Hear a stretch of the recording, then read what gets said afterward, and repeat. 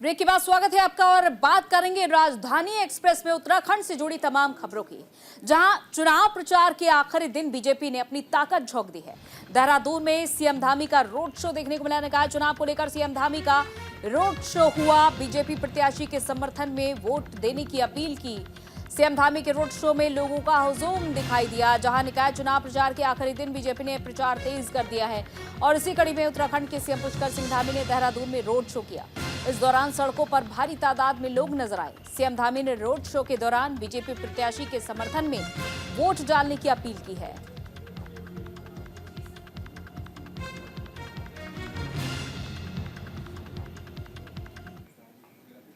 नगर निकाय चुनाव के लिए प्रचार के आखिरी दिन मुख्यमंत्री पुष्कर सिंह धामी ने नगर निगम हरिद्वार से बीजेपी के मेयर प्रत्याशी किरण जैसल के पक्ष में रोड शो किया। चुनाव प्रचार के अंतिम दिन हुए रोड शो में कार्यकर्ताओं में भारी जोश दिखाई दिया। बता दें कि रोड शो के दौरान पूरा शहर बीजेपी के झंडों से पटा दिखाई दिया। जगह जगह लोग सीएम धामी के पक्ष में नारेबाजी करते हुए नजर आए।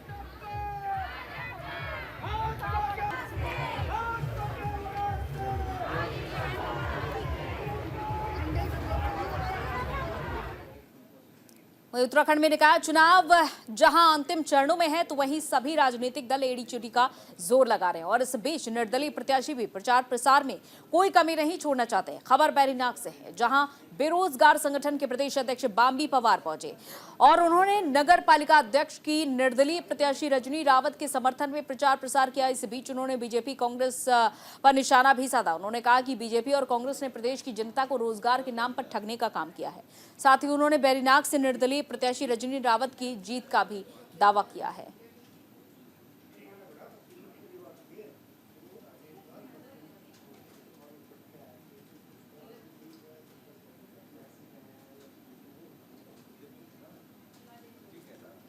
वहीं हल्द्वानी में निकाय चुनाव को लेकर सियासत गरमाई हुई है। वनभूलपुरा वोट बैंक को लेकर सियासत गरमाई है। बीजेपी प्रत्याशी गजराज बिष्ट ने हिंसा का जिक्र किया है। बीजेपी प्रत्याशी ने कांग्रेस पर निशाना साधा। हिंसा करने वाले लोगों से वोट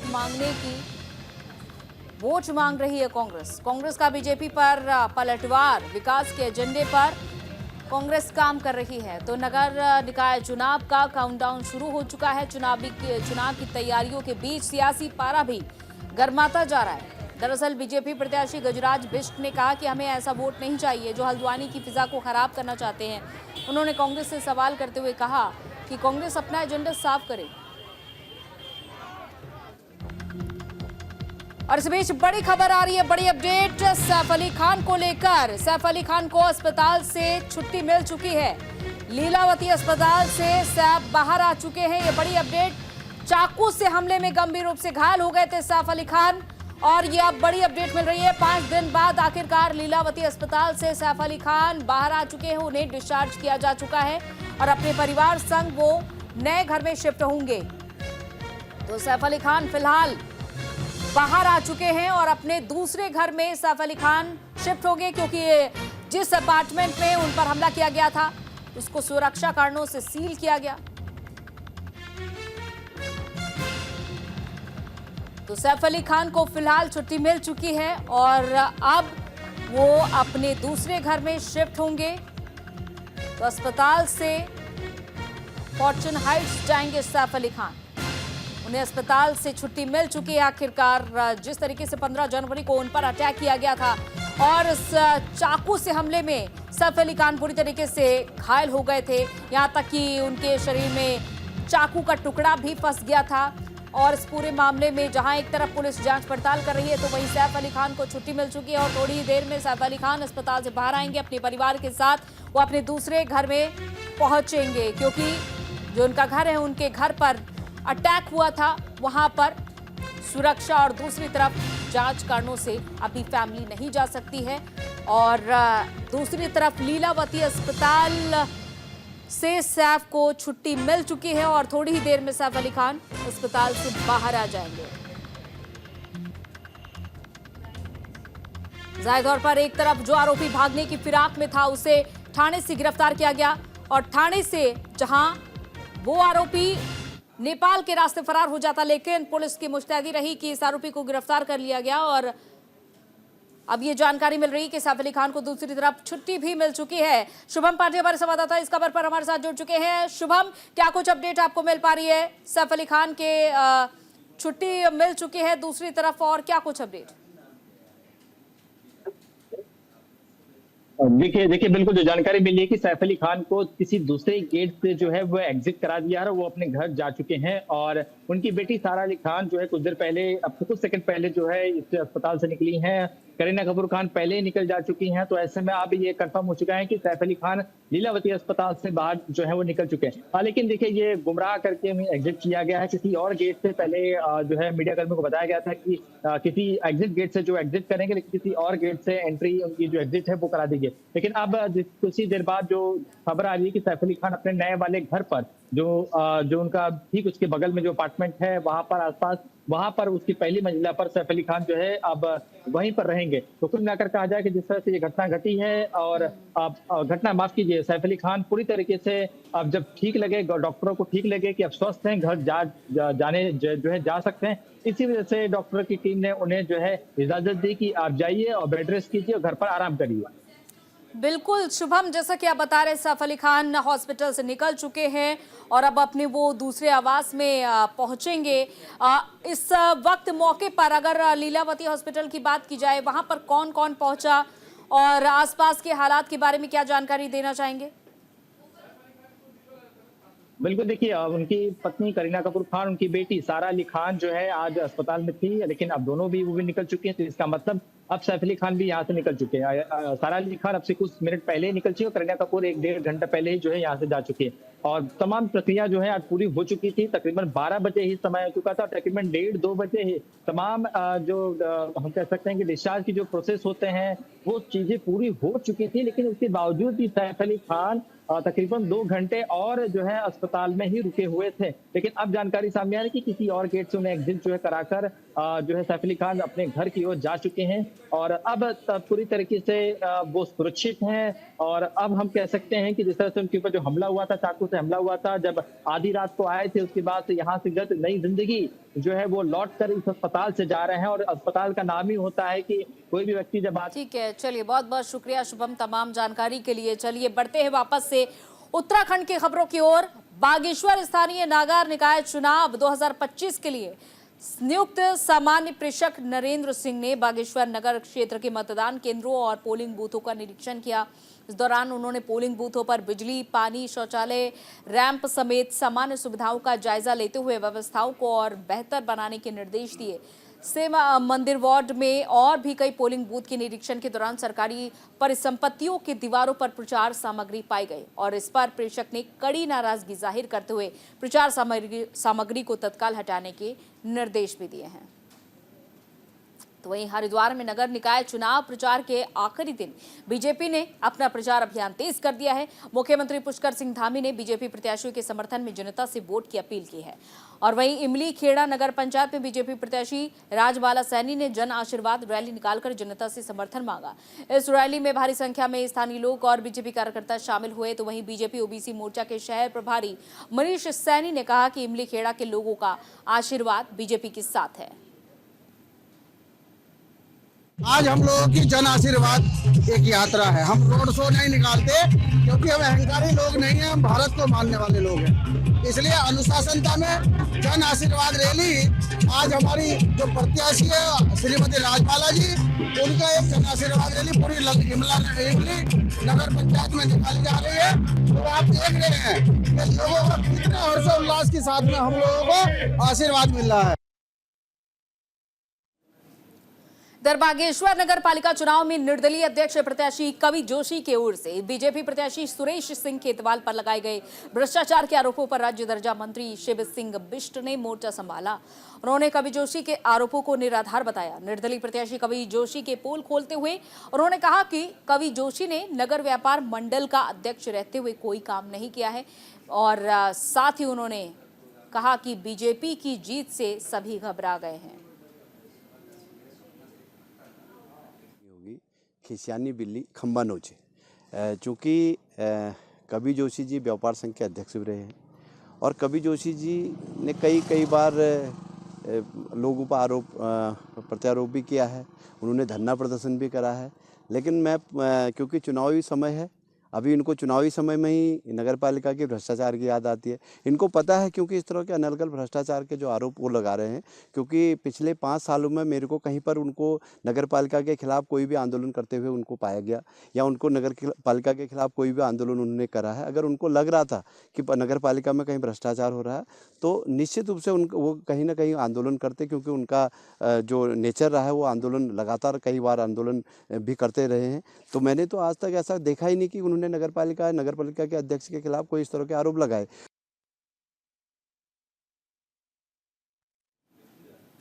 और उधर हरिद्वार में चाइनीज मांझे पर रोक है। कनखल पुलिस ने अभियान चलाया, लोगों और बच्चों को जागरूक किया। इसके लिए व्यापारियों और अभिभावकों से संवाद किया। पुलिस ने प्रोटेक्शन वायर लगाने की अपील भी की है। तो हरिद्वार के कनखल थाना क्षेत्र में पुलिस ने जागरूकता अभियान चलाया। पुलिस ने चाइनीज मांझे को लेकर बच्चों और उनके अभिभावकों से बात की। वहीं दुकानदारों को चेतावनी भी दी कि वो चाइनीज मांझा ना बेचें। साथ ही पुलिस ने क्षेत्र में दोपहिया गाड़ियों में प्रोटेक्शन वायर लगाने की अपील की, ताकि चाइनीज मांझे से होने वाले हादसे से बचा जा सके।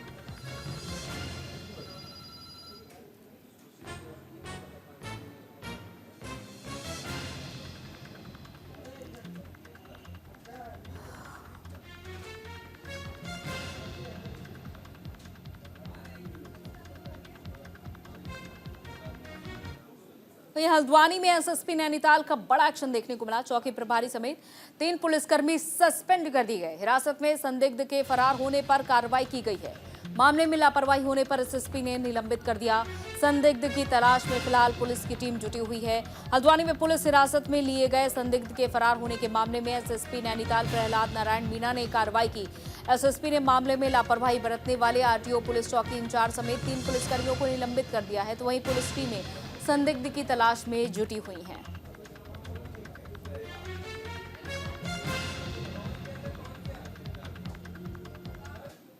तो उत्तराखंड के बागेश्वर से मां की ममता शर्मसार कर देने वाला मामला सामने आया है, जहां बागेश्वर में मंदिर के पास एक नवजात बच्ची मिली है और इसको लेकर पुलिस पास के अस्पताल पहुंची, जहां प्रशासन की देख रेख में बच्ची का इलाज जारी है।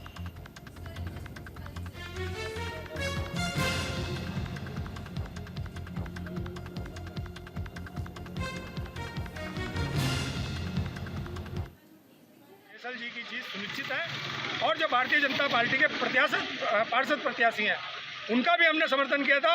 उनके लिए भी भरसक प्रयास किए जाएंगे, उनको भी जीत सुनिश्चित कराई जाएगी। और जो छोटी सरकार बनने जा रही है वो भारतीय जनता पार्टी की स्थापित कर भारतीय जनता पार्टी। अगली खबर चमोली से, जहां पर सीएम धामी के सारकोट को आदर्श गांव बनाने की घोषणा के बाद काम तेजी से शुरू हो गया है। मुख्यमंत्री आदर्श गांव सारकोट सोलर लाइट से जगमग हो गया है। उरेडा विभाग ने आदर्श ग्राम सारकोट के सभी प्रमुख स्थानों पर 10 सोलर लाइट लगाई हैं। रात में ग्राम पंचायत जगमग होने पर ग्रामीणों के चेहरे भी खिल उठे। बता दें कि सीएम धामी ने नवंबर में गैरसैंण के सारकोट गांव का दौरा करते हुए सारकोट को आदर्श गांव बनाने की घोषणा की थी।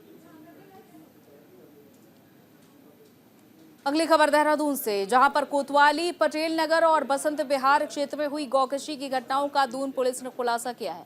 और इसी के साथ ही पुलिस ने घटना में शामिल सहारनपुर के गैंगस्टर सहित 2 आरोपियों को गिरफ्तार भी कर लिया है। तीसरे आरोपी की पुलिस तलाश कर रही है। आरोपी के खिलाफ पशु क्रूरता सहित अलग अलग अपराधों के लगभग 1.5 दर्जन मुकदमे दर्ज हैं। लगाया गया था। कल रात्रि जो है देर रात्रि इस तरह की सूचना मिली कि ई रिक्शा है ऑटो टाइप का और तेजी से गया है और संदिग्ध हो सकता है, रुकने पर नहीं रुका। इसको देखते हुए 3 थाना फोर्स की टीम में जो है जो चेकिंग पे लगे थे उनके द्वारा जब रिक्शे को पकड़ के रोका गया तो उसमें नदीम नाम का जो है जो ड्राइवर था उसको तो अरेस्ट कर लिया गया था, लेकिन 2 लोग उसमें से घेरे का फायदा उठाकर रुकने पर भाग गए थे। जो हरबंश वाला क्षेत्र है जो हमारा टी स्टेट के बाहरी का इलाका है। और इसके बाद जब पुलिस टीम द्वारा उनको घेराबंदी करके जब उनको रोकने का प्रयास किया गया तो उनके द्वारा फायर करने पर पुलिस टीम द्वारा ही फायर किया गया, जिसमें 2 बदमाश इसमें जो थे इंजर्ड हुए। इसमें एक का नाम है वकील और एक का नाम है आरिश। ये दोनों जो है फतेहपुर सहारनपुर के रहने वाले हैं और इस पर जो है 18 मुकदमे वकील पर हैं जो विभिन्न गैंगस्टर एक्ट के साथ है। आरिश पर भी मुकदमे है, अन्य मुकदमों की भी जानकारी की जा रही है। देहरादून से महज 40 किलोमीटर की दूरी पर मौजूद देश का पहला वेटलैंड संरक्षण रिजर्व इन दिनों विदेशी मेहमानों से गुलजार हो चुका है और ये विदेशी मेहमान हजारों मीलों का सफर तय कर इस झील पर पहुंच रहे हैं और इस झील पर हर साल लगभग 200 से ज्यादा प्रजाति के विदेशी पक्षी आते हैं, जिनमें सुरखाब, सीखपर, सुर्खिया, बगुला खास है और हर साल जनवरी के महीने में इन पक्षियों की एक खास गिनती भी होती है, जिसके तहत इस वक्त पूरे प्रदेश भर के जलाशय पर पक्षियों की गणना भी की जा रही है।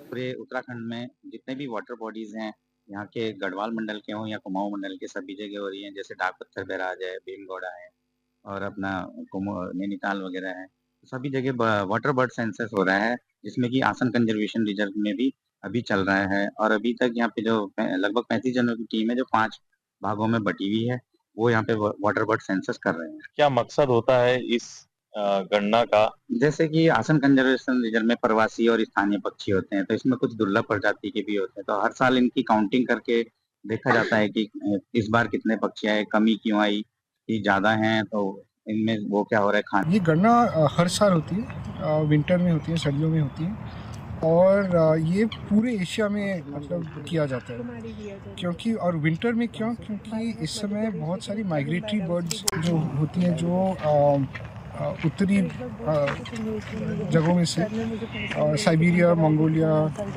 लद्दाख, इन जगहों में से ये हमारे यहाँ पे आ जाती हैं। पूरी इंडिया में जितनी भी वेटलैंड्स हैं यहाँ पे आ जाती हैं। तो ये काउंट बेसिकली इसी समय मुझे यहाँ पर आके बहुत अच्छा लग रहा है। हालांकि आज FRI की तरफ से हम आए और हमारा पहली बार यहाँ पर बर्ड काउंट हो रहा है, तो हमने बहुत सारी स्पीशीज़ देखी है, उनका अलग अलग बिहेवियर, वो यहाँ पे कैसे रहती हैं, क्या करती हैं, कहाँ से आती हैं, सब कुछ हम लोगों ने यहाँ पर देखा। यहाँ पे बहुत सबसे ज़्यादा यूरेशियन कूट करके एक बर्ड है, वो पाई गई है और इनका कंजर्वेशन बहुत ज़रूरी है क्योंकि ये किसी और क्लाइमेट से यहाँ पे वो अच्छे क्लाइमेट के लिए आई हैं, जिससे उनको बेटर फील हो, तो हमें इनका कंजर्वेशन करना बहुत ज़रूरी है जिससे वो यहाँ पर रह पाएँ। इधर उत्तराखंड में एक बार फिर से पश्चिमी विक्षोभ सक्रिय होने जा रहा है। मौसम विज्ञान केंद्र देहरादून के निदेशक डॉक्टर विक्रम सिंह ने 22 जनवरी से प्रदेश के ज्यादातर जिलों में बारिश, जबकि पहाड़ के ऊंचाई वाले क्षेत्रों में बर्फबारी की संभावना जताई। मौसम विभाग के मुताबिक 22 और 23 जनवरी को पश्चिमी विक्षोभ के सक्रिय होने के चलते प्रदेश भर में हल्की बारिश और बर्फबारी की संभावना है। वहीं उत्तराखंड में ठंड के साथ कोहरा बढ़ने लगा है। दिल्ली देहरादून हाईवे पर घना कोहरा देखने को मिला, जिसके चलते वाहनों की रफ्तार धीमी पड़ गई। तो वहीं हरिद्वार, रुड़की और आसपास के इलाकों में घने कोहरे और कड़ाके की ठंड का प्रकोप जारी है। दिल्ली देहरादून हाईवे पर कोहरे के कारण अंधकार छा गया है, जिसमें वाहन चालकों को हेडलाइट और फॉग लाइट का सहारा लेना पड़ा। इधर निकाय चुनाव को शांतिपूर्ण और निष्पक्ष ढंग से संपन्न कराने के लिए व्यय प्रेक्षक वीरेंद्र कुमार ने चमोली पहुंचकर निर्वाचन कंट्रोल की व्यवस्थाओं का जायजा लिया और इस दौरान उन्होंने कंट्रोल में शिकायत रजिस्टर को अवलोकन करते हुए शिकायतों के निस्तारण के बारे में जानकारी ली। उन्होंने आदर्श आचार संहिता के उल्लंघन और निर्वाचन शिकायतों पर तुरंत कार्रवाई के लिए समय से सूचित करने के निर्देश भी दिए। वहीं हरिद्वार में सड़क सुरक्षा माह के तहत जागरूकता अभियान चलाया गया। पुलिस और सीपीयू ने जागरूकता अभियान चलाया और इस दौरान 50 से ज्यादा ड्राइवर्स को यातायात नियमों की जानकारी दी गई, साथ ही सुरक्षित वाहन संचालन के लिए प्रेरित किया गया। तो वहीं कार्यक्रम में यातायात नियमों जैसे कि ओवर स्पीडिंग, शराब पीकर वाहन चलाना और मोबाइल फोन के उपयोग और बिना हेलमेट वाहन चलाने से बचने पर जोर दिया गया। और इस अभियान का उद्देश्य सड़क दुर्घटनाओं को कम करना और लोगों को सड़क सुरक्षा के प्रति जागरूक करना रहा। तो वहीं उत्तराखंड में शूटिंग पैरा ओलंपिक टीम के कोच सुभाष राणा ने देहरादून पहुंचने पर मीडिया से संवाद किया और सम्मान मिलने पर केंद्र सरकार और राष्ट्रपति का आभार भी जताया। द्रोणाचार्य अवार्ड से सम्मानित सुभाष राणा ने कहा कि उनका उद्देश्य और प्राथमिकता देश के पैरा खिलाड़ियों को सम्मान दिलाना और उनके लिए बेहतर मंच प्रदान करना है। होता था पहाड़ का देहरादून तक सीमित नहीं था, दिल्ली, बॉम्बे जाता था। अब कम से कम इस इंफ्रास्ट्रक्चर के बाद ये पलायन देहरादून या हरिद्वार या रुद्रपुर, नैनीताल तक थोड़ा सीमित हो गया। तो अब ये इसके बाद सरकार को यही करना चाहिए, छोटे छोटे मिनी स्टेडियम अलग अलग जिले में जाके बने, चाहे वो एथलेटिक्स को, शूटिंग के रेंजेस हों, इस तरीके से बनेंगे और जॉब अपॉर्चुनिटीज़ अगर क्रिएट होंगी खिलाड़ियों के लिए स्पोर्ट्स के माध्यम से, तो डेफिनेटली पलायन। अगली खबर विकास नगर से, जहां पर सरकारी जमीन पर हो रहे अवैध कब्जे को तहसील प्रशासन की टीम ने मौके पर जाकर रुकवा दिया। दरअसल तहसील के अंतर्गत दूलकोट ग्राम पंचायत में एक कॉलेज से लगती कई बीघा जमीन पर पिछले कई दिनों से 4 दीवारी का काम चल रहा था। ग्रामीणों की शिकायत पर उप जिलाधिकारी के आदेश के बाद नायब तहसीलदार के नेतृत्व में प्रशासन ने कार्रवाई की। अगली खबर चमोली से, जहां पर रुद्र हिमालय जन जागृति समिति गोपेश्वर उत्तराखंड विज्ञान और प्रौद्योगिकी संस्थान सरकार के तत्वाधान में राजकीय इंटर कॉलेज बैरांगना में प्रशिक्षण कार्यक्रम आयोजित हुआ, जिसमें मंडल घाटी के 9 ग्राम सभा के किसानों ने प्रतिभाग किया। प्रशिक्षण कार्यक्रम में रुद्र हिमालय जन जागृति प्रशिक्षकों ने किसानों को कीवी उत्पादन, प्रसंस्करण और विक्रय के बारे में विस्तार से जानकारी दी। चलिए इसी के साथ राजधानी एक्सप्रेस में फिलहाल इतना ही। इजाजत दीजिए, नमस्कार।